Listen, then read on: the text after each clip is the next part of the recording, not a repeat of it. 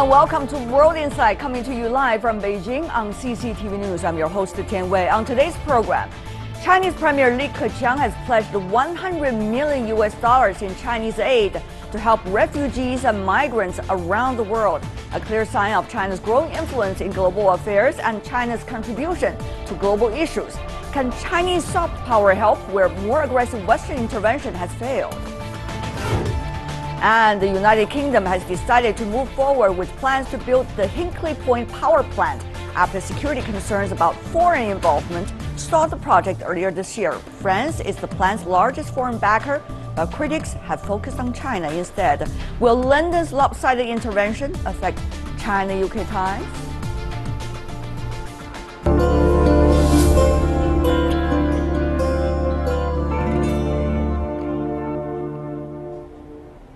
You're watching World Insight. Let's go to the UN General Assembly. UN Secretary General Ban Ki-moon has lashed out at leaders who have failed, in his words, Syria and Syrian refugees during the UN General Assembly in New York. Yesterday, Chinese Premier Li Keqiang already pledged, from the Chinese perspective, $100 million in Chinese aid to help refugees around the world. Our panelists will discuss UN efforts to help migrants and China's growing role in global affairs. But first, this background report from New York. Chinese Premier Li Keqiang began the official part of his trip by addressing the first ever UN summit on refugees and migrants. He stressed the need to treat every refugee with respect. This issue is a humanitarian crisis that tests our conscience. We are living in the same global village. Every life is precious. The dignity of every person deserves to be upheld. Not since the Second World War has the world witnessed so many people fleeing armed conflicts, now more than 65 million. Premier Li says the crisis affects all nations. Large movements of refugees and migrants affect or trigger a series of political, social, and security issues. This summit, the first on two on refugees, heard from affected people themselves, like Syrian refugee Mohammed Badran. From the time I arrived in the Netherlands, I saw how even Europe is struggling with the growing number of refugees. There is intense public fear about refugees. As young refugees, we face this anger and fear every day. Premier Li then met privately with US President Barack Obama. Among topics discussed, the DPRK's latest nuclear test. Washington and Beijing have very different ideas on the next step forward. This summit was all about uniting the countries of the world in tackling the refugee crisis, but as Mohammed Badran said, countries are fearful of letting in more. In fact, that fear led to the dropping of a quota that would have required countries to take in 10% of the global population of refugees every year. Instead, now countries will have 2 years to work on individual action plans. Nathan King, CCTV, at the United Nations, New York. For more on the UN Summit on Refugees and Migrants, we are joined here in our Beijing studio, Cui Hongjian, who is the Director of the Department of European Studies at the China Institute of International Studies. Welcome, sir, to our program. Joining us from Geneva in Switzerland, we are having Ms. Ariane Romery, who is a Senior Communications Officer at the UN Refugee Agency. Welcome as well, Ms. Romery. Maybe I should start with you, Ms. Romery. How should we understand the hot debate going on right now in the UN General Assembly about whose role is it to play in order to resolve this migrant and refugee crisis?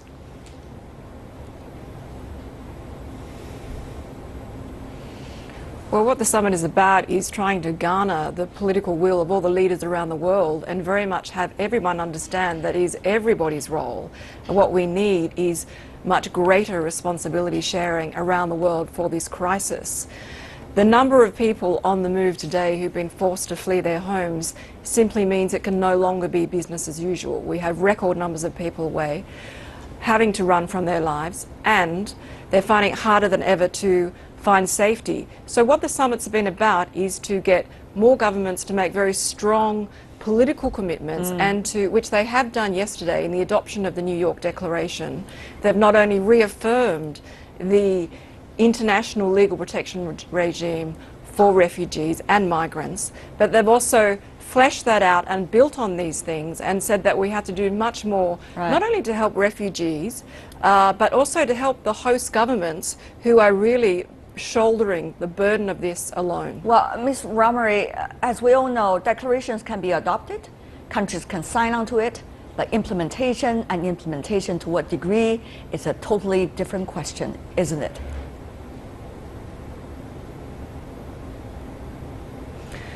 Absolutely. What global responsibility sharing is going to mean in practice is each individual government taking steps, and that's why today's summit, which is being convened by President Obama, is an excellent opportunity for world leaders, governments around the world to actually step up and take concrete actions in 3 areas. That's in areas of humanitarian financing, that is vastly increasing the level of financing for humanitarian programs to respond to refugee issues, but also to help the governments hosting them.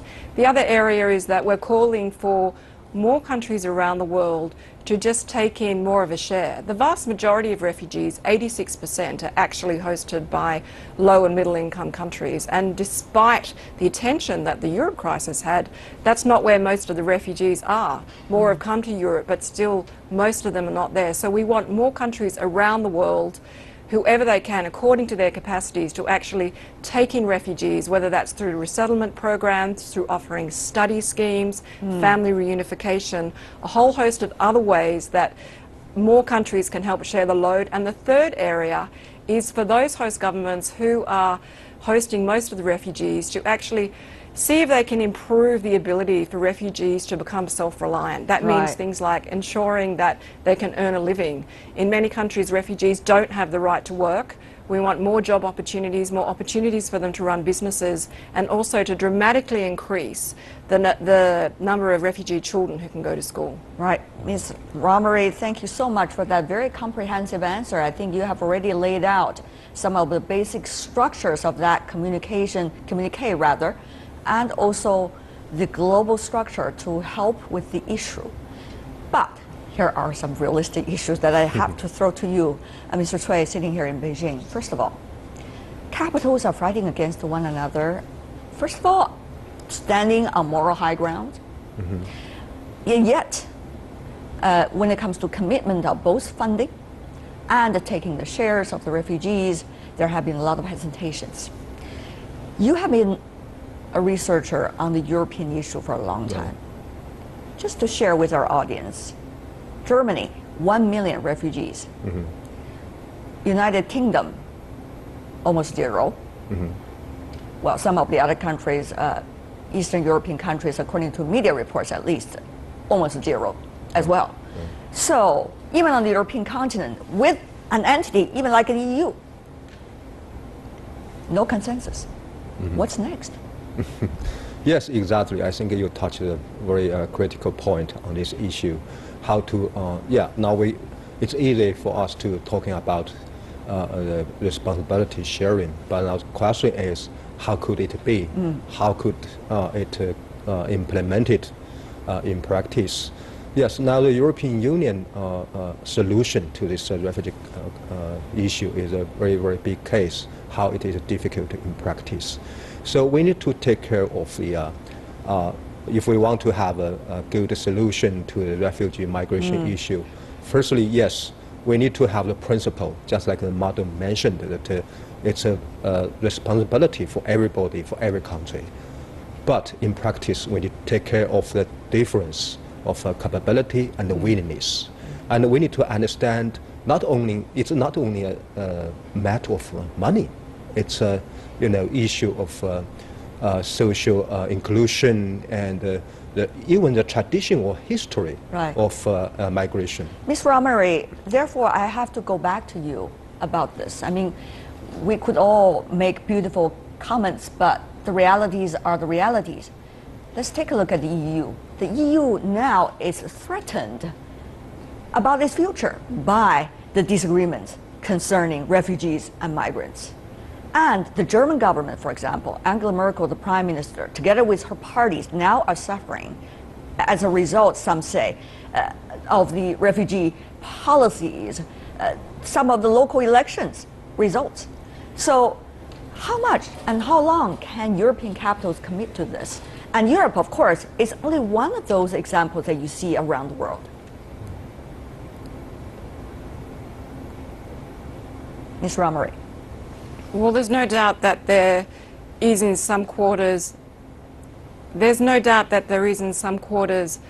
a backlash. There's a lot of fear and apprehension about large movements of people on the move. But on the other hand, there's also been a huge outpouring of support across Europe. We've seen, ordinary people taking refugees into their homes, including in Germany, especially in Germany. So I think we have to acknowledge that there's both those things. From UNHCR's point of view, we think that what's fueling this fear and apprehension probably is a lack of organised action. And we've been calling on Europe for a long time to better share responsibility within Europe. What happened last year is you had much larger numbers of people coming to Europe. They were coming to Greece, mainly the periphery countries, and Italy. And instead of having a very organised system to share those people out, people just got up and they walked to those countries where they would be getting support. So really the key is not to turn your back on refugees, not at all. And I think many countries in Europe also agree that they need to have populations from outside because of their ageing populations. But it's to be better organised, it's to have better responsibility sharing within the EU. There are relocation programs that have been proposed that have not yet been fully implemented. 160,000 people were supposed to be relocated from Greece and Italy, and so far less than 5,000 of those.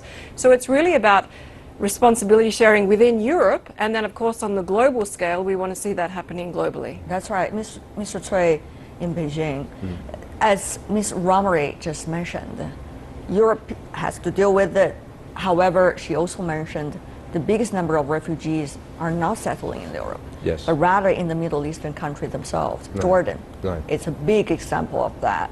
How it is coping with the refugee flows, nobody knows. It's a huge number every year, every day, I mean. So how much can others provide their help? And how much of those help will be the type that is needed by the Jordanian government, for example? Yes, to cooperate, deal with this refugee issue maybe is a very easy question to be raised. But if we look at this, especially background or root cause, it would be a very complicated issue. So I think that, yes, now it looks like a European country, European Union, compared with some other, hosting countries to refugee, they are more sensitive, perhaps. If we take this background of populist politic trend in European countries into account. And the other thing is, we could do, what happened is now, as we know, European Union, they are most of developed countries in the world. So we will have a question that so far, once European Union will try to share this responsibility with other countries, how could other countries do? So I think now perhaps we need to try to take a balance is, firstly, European Union should do what they could do, okay? Not only just Germany or how about some other member states could do the best of themselves. And of course, at the same time, other countries, including China, we can do something. But in a different capacity. If we look at that, so far most refugees from Middle East and North Africa, certainly Europe is the most ideal destination for those refugees. Because of geographical locations. Yes, geographic and historic links. And so will others provide money? Will money be really the most needed by those hosting countries of the refugees? That's really my question. China, Ms. Ramari, committed to $100 million US. United States, with the advocacy of President Obama before he leaves his office, $265 million US coming from the American companies this time committed. And also, there are different kinds of pledges. How much is needed really out there? How much can countries make sure those money is not going to be wasted, as could be one of those concerns these days when you talk about international funding?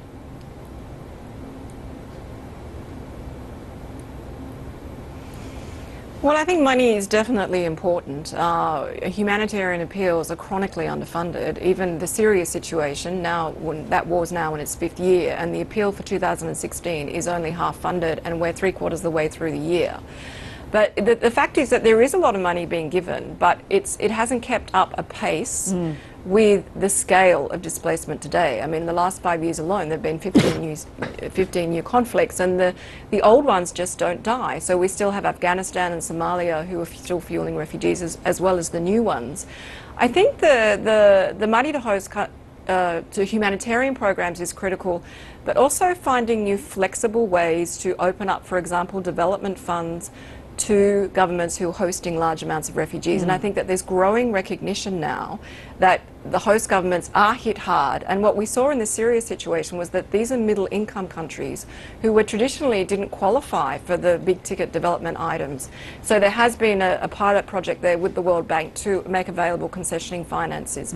But it also can make things like, you know, easier access to markets, as what we've seen with Jordan now in the EU, which came out of the London conference, which in then makes it easier for those countries to make it easier for refugees to get jobs. So it's not just a matter of funding alone. That is very, very important. That needs to be more robust, more predictable and faster, but also using the whole international system as a whole and bringing in all these instruments, making them more flexible to actually support host countries who are, after all, hosting most of the refugees which aren't coming to rich countries. And this is coming at a time when the international governance system is being questioned, and their credibilities and capabilities particularly are being questioned. We want to be polite to the international governance system, but it has to be said that there are questions relating to the capabilities they have. For example, there are media comments about the United Nations being very good analysis, not necessarily actions. And those are just one of those complaints you heard a lot throughout the world these days. So the question is, under such circumstances, how much willingness is there for countries, individual countries, to really contribute to this global effort? Or countries more likely to go their own way to deal with as much problem as they believe should be done? Yes, it would be a very big question. I think especially, for example, from China's perspective, certainly to do something more, to share more responsibility in this refugee migration issues, certainly the United Nations would be the single or the most important framework. But now the question, of course, just like you mentioned, more and more criticisms and United Nations on its efficiency and to some degree even the corruption issue in the refugee assistance operation. So now the question is, yes, maybe we need to do something at the same time. Firstly, China and some other countries, we would be part of this joint effort in the framework of the United Nations to help other countries, other regions. At the same time, certainly to promote the efficiency and the credibility of United Nations. And also, within the United Nations, how could we to try to, find a maybe more practical practical mechanism to have this cooperation? Well, I guess that question has to be addressed to Ms. Romery. At the same time, I want to have a balanced question to you as well. Will countries use excuses of, for example, the UN not credible, not actionable, as excuse to not to do much, not to contribute?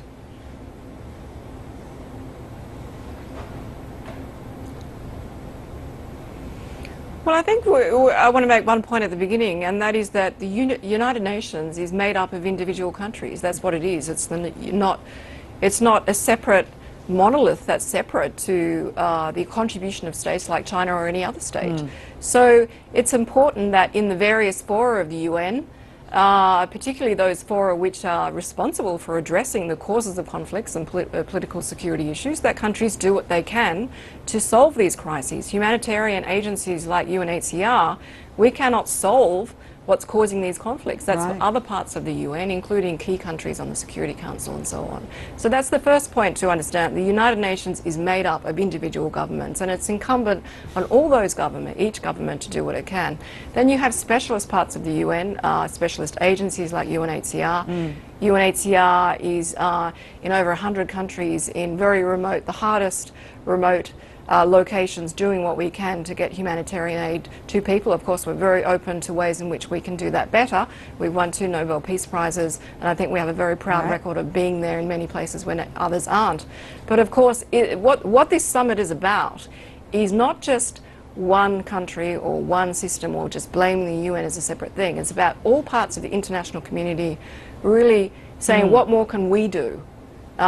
Whether that's taking in more refugees, whether that's using our influence in the political spheres and helping to resolve conflicts, That's very true. or really stepping up and making significant financial contributions, and hopefully not just one or the other, but in all those areas. All right. We very much look forward to new commitments being made today at the Obama Leaders Summit, and as we work over the next 2 years right. to bring a global refugee compact into reality. We'll see whether that was going to happen.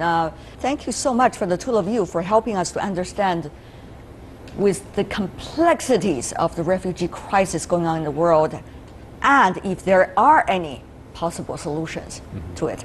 Cui Hongjian in Beijing, Ariane Romery inside Geneva with the UN Refugee Agency. Really appreciate it. Thank you so much for being with us. Stay with us here on World Insight, still to come. The Kingdom is moving forward with its plans to build its first nuclear power plant in 20 years. Critics say the plant will be too dangerous and its electricity will be too expensive. Is the UK taking a step in the right direction? The UK is moving forward with plans to build a new foreign-funded nuclear power plant, the first of its kind. The project was postponed by Britain's new government back in July. Critics of the project say Chinese involvement in Britain's energy grid could threaten national security. Well, I will ask our panelists what they think, but first, this background report. Hinkley Point C in Western England, a $24 billion project now with final approval, which the government says will provide 7% of the UK's energy needs for 60 years. China is investing $8 billion in Hinkley, and French energy firm EDF is the major backer. The new deal means Britain could block the sale of EDF's controlling stake. This is designed to ease concerns over foreign investment into critical infrastructure. We do want to attract overseas investment into this country. It's a vote of confidence in this country that investors are working with us to have this major upgrade of our infrastructure. We welcome that across different sectors. The previous government of David Cameron had been prepared to press ahead earlier with Hinkley. When Theresa May became Prime Minister, she felt the deal needed extra scrutiny. She had to balance concerns about the arrangement with the need for Britain to appear open for business after its vote to leave the European Union, and in particular, open to Chinese investment. That doesn't mean criticism of the project has gone away. Some warn the energy Hinkley ends up producing will be expensive. What the government has done is it has locked us for 30 years into buying the most expensive electricity generated from nuclear power anywhere in the world. We're going to be paying about 30% more than consumers do in the United States. But Hinkley has now got the green light, and it could mean further deals in the pipeline. China hopes to use the Hinkley Point design for more future nuclear stations in the UK. Ollie Barrett, CCTV, London.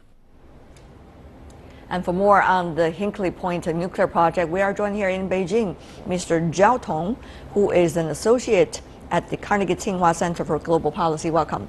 In Durham, in the UK, we are having Professor Simon Hawke, who is the executive director of the Durham Energy Institute at the University of Durham. Welcome. And also in London, the UK, we have Ms. Yu Jie, manager of the China Foresight Project at LSE Ideas. That is a think tank associated with the London School of Economics. I want to welcome the three of you. First of all, are you surprised, Mr. Zhao? The project was halted, and now are you surprised that the project eventually goes on? I was not particularly surprised by the decision to delay the go-ahead with the nuclear power plant.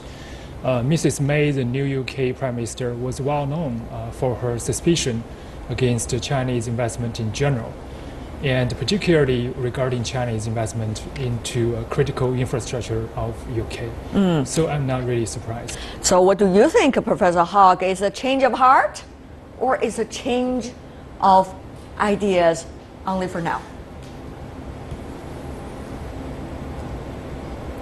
I think it was exceptional circumstances. I mean, the Brexit vote that led to the change of Prime Minister was not expected widely in the UK.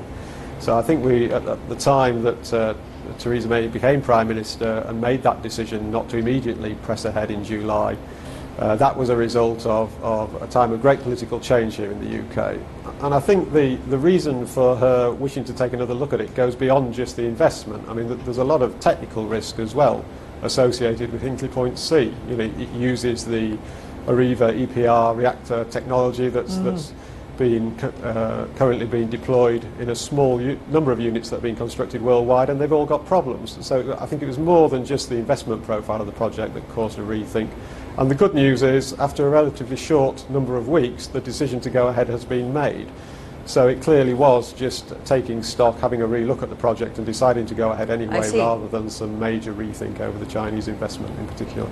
Ms. Yu, do you think all the problems originally thought could be the challenge now have been resolved? Or will let the project go ahead anyway? I don't think the problem has been resolved at all, actually. As I agree with Professor Hogg, such a project is extremely complicated. It involves 3 national governments, together with the trade unions, civil societies, then numerous of vested interest groups within this game, and therefore Theresa May, by delaying it, by delay, is just trying to show a gesture. She's different from the previous government, and she listened to the public, and she listened to what people want. After that gesture, what's next? That's the important question, isn't it? Let's take a look at some of the points that supporters of the project have been making over the years, that it will create thousands of jobs. For example, construction work will create around 25,000 jobs. 5,600 people will be needed on the site during the peak construction times, and the finished power plant will employ about 900 people. Mr. Zhao, here in Beijing. Of course, all of these numbers could be just predictions. And you could have debates and arguments coming from all different kinds of interest groups, for or against it. They could all be of different kinds of interest groups. So what eventually do you think fundamentally is in the decision-making process? Well, first of all, we talk about the job numbers. Those are not insignificant numbers, especially when the UK, in the aftermath of Brexit, is facing an increasingly uncertain economic future.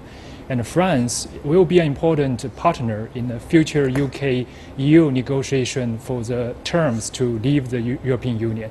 And China is a very important potential investor for UK. The UK government has been running on deficit for a little while. So it cannot afford to lose an important investor like China. And ultimately speaking, UK does need nuclear reactors to produce baseload renewable energy.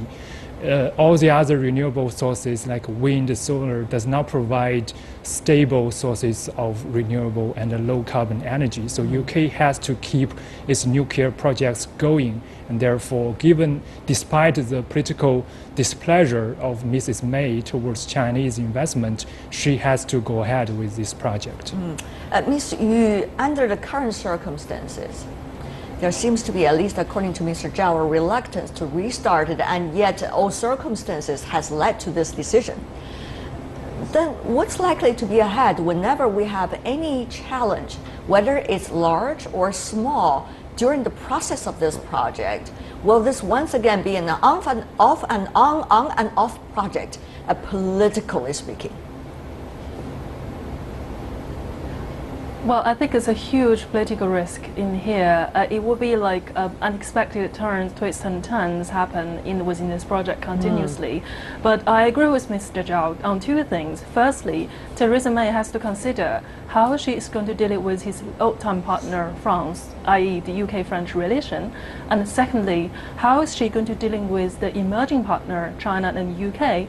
In this case, part of the argument being made by those Brexiteers is really on try to promote UK's economic ties with non-EU country. Therefore, I believe China will come on the very top of the list, and therefore Theresa May will continue emphasizing its relation with China.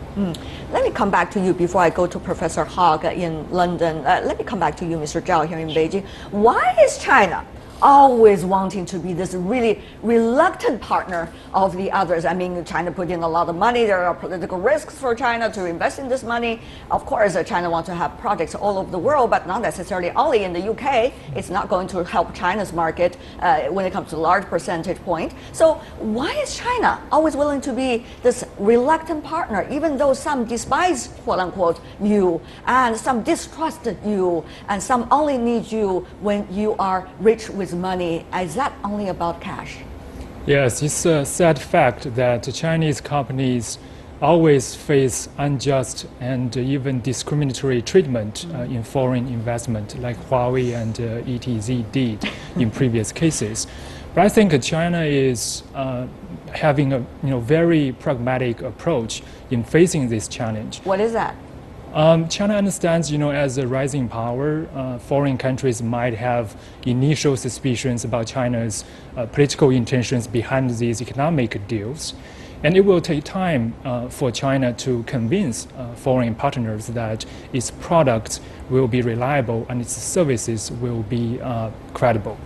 So it's people fear because they don't know. So I think Mrs. May, as time passes, as she gets more opportunities to learn more about China, to work more closely with her Chinese counterparts, will also change her attitude, just as her predecessor David Cameron did during the previous administration. I would like to invite your wisdom here, Professor Hogg. Help us to understand the situation.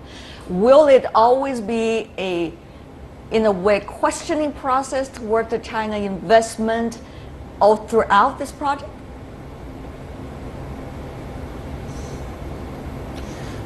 I think there's two aspects to this. One is the Chinese investment, the money, and the other aspect is technology. And in the case of Hinkley, it's Chinese investment to allow the project to go ahead that we're talking about, not using Chinese technology at Hinkley.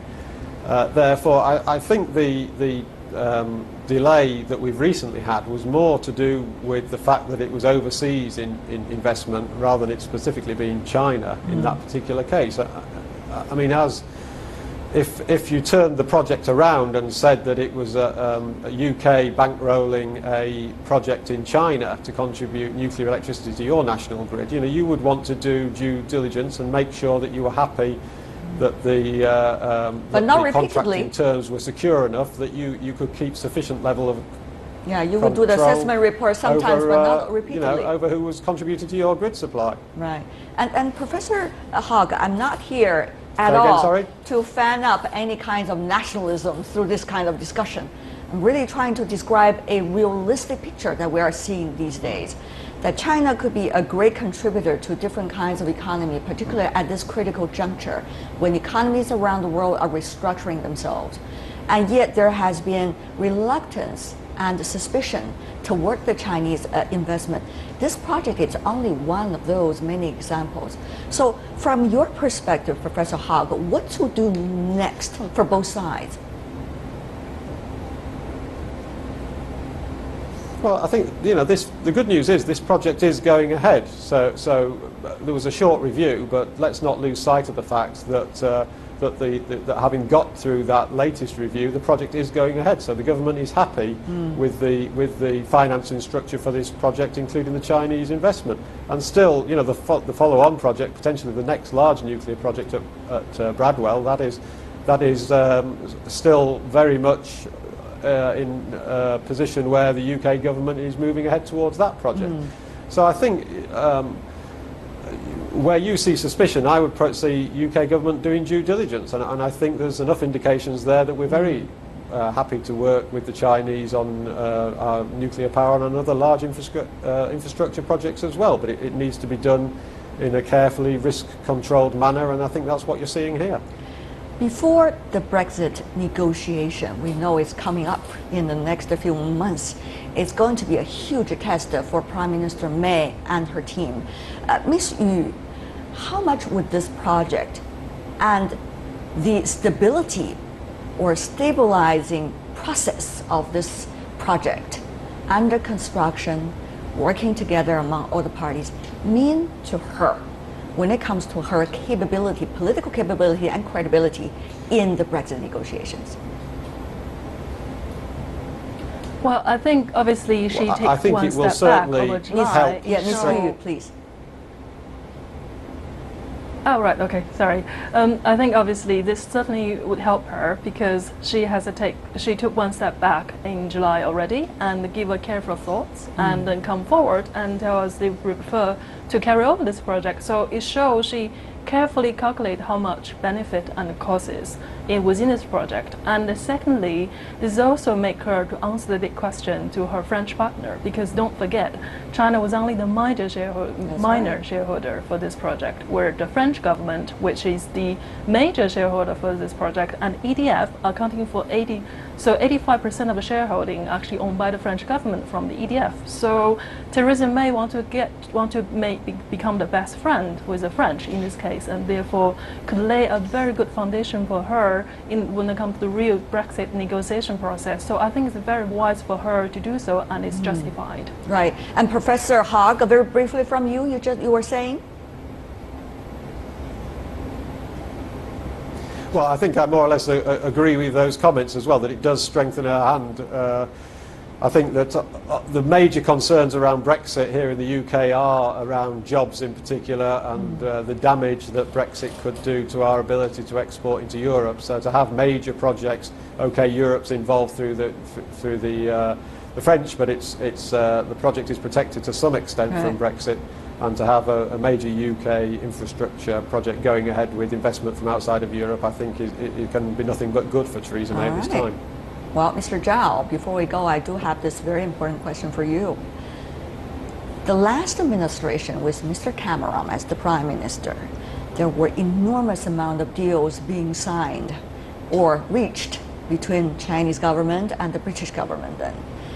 And of course, with the change of administration, it seems a lot of things have changed. The question is, when China is doing business around the world, how much credibility should China also ask to its own business partners around the world? And meanwhile, adjust itself to different kinds of election and political cycles maturely enough to deal with it? Well, I don't think there's much. I heard a long sigh from you. Yeah, I don't think there's much that China can ask. I think China is simply adapting to this fact that policies of foreign governments do change and sometimes change very dramatically. So its job is to convince its foreign partners that its technology is safe, secure, reliable. It's a very respectful and trustworthy partner. Going forward, if we go back to the UK nuclear power project, which is very important for China's nuclear industry to go into a market of the developed countries. So that means more for China than other ordinary projects. So in this case, China will be even more patient and pragmatic. It has been. I hope it's going to be more smooth a process than we earlier expected. Thank you so much for the three of you for contributing to this very interesting discussion. It's not just this project itself, it's also how it's impacting on the others. Thank you so much. Mr. Zhao Tong here in Beijing, in London, Professor Simon Hogg, and also in London, Ms. Yu Jian. Really appreciate it for being with us. That is all the time we have for today. If you'd like to see more of the program, visit our website. Just type in World Insight CCTV News into your search engine. You'll be able to find us, or you can also check out our YouTube channel. From me, Tian Wei, and everyone on the World Insight team, thanks for watching, and tune in again tomorrow for more insights from across China and around the world. Good night.